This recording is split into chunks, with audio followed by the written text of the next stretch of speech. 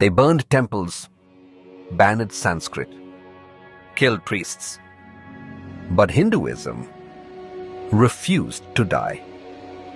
For 5,000 years, it has faced conquerors, colonizers, and critics. Yet it still breathes through mantras, festivals, and the Gita. This is the story of how Hinduism survived 5 invasions and why it still thrives today. 6th century BCE, the Persian Achaemenids conquered the northwest of ancient India, now modern-day Pakistan. They brought new languages, customs, and governors. But the Vedic tradition didn't collapse. It absorbed and adapted. Yajnas continued. Sanskrit thrived.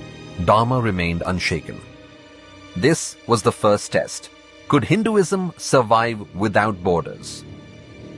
The answer, yes. Alexander the Great crossed the Indus.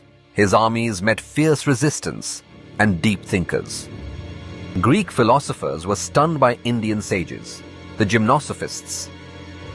They didn't destroy temples, they debated ideas. And when the Greeks left, Indian thought influenced them more than they influenced India. The Upanishads outlasted Aristotle in this land. From the 8th to the 18th century, wave after wave of Islamic invaders entered India: Ghazni, Ghori, the Tughlaqs, the Mughals. Thousands of temples were destroyed, icons smashed, Sanskrit scholars killed or silenced. Sanskrit schools vanished, gurukuls turned to ashes, the sacred thread was outlawed in some regions. But here's what they couldn't destroy: the Bhakti movement. While kings fought, saints like Mirabai, Tulsidas, and Kabir took Hinduism to the streets in local languages through poems and songs. Ramnam Satyahai became the people's chant, not just a priest's verse. They tried to silence Sanskrit, but they awakened devotion in the people's tongue. Then came the British. They didn't destroy temples with swords, they used schools.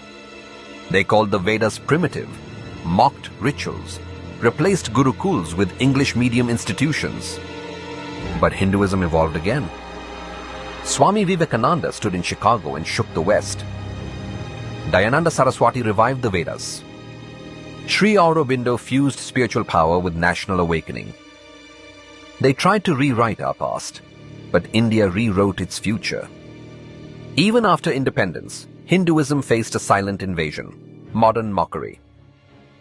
Temples were called superstition, Sanskrit dismissed as dead, Dharma ridiculed in elite circles.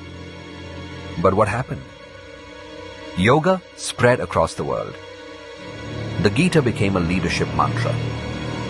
Diwali became a global festival. They tried to erase it through shame, but it rose through pride. So how did Hinduism survive 5 invasions across 5,000 years? Because it isn't just a religion. It's a living civilization. Like a banyan tree, cut its branches and it grows new roots. It bends but never breaks. Because it was never built by one prophet, one book, or one ruler. It lives in billions, through prayer, through breath, through time. If this story moved you, don't let it fade.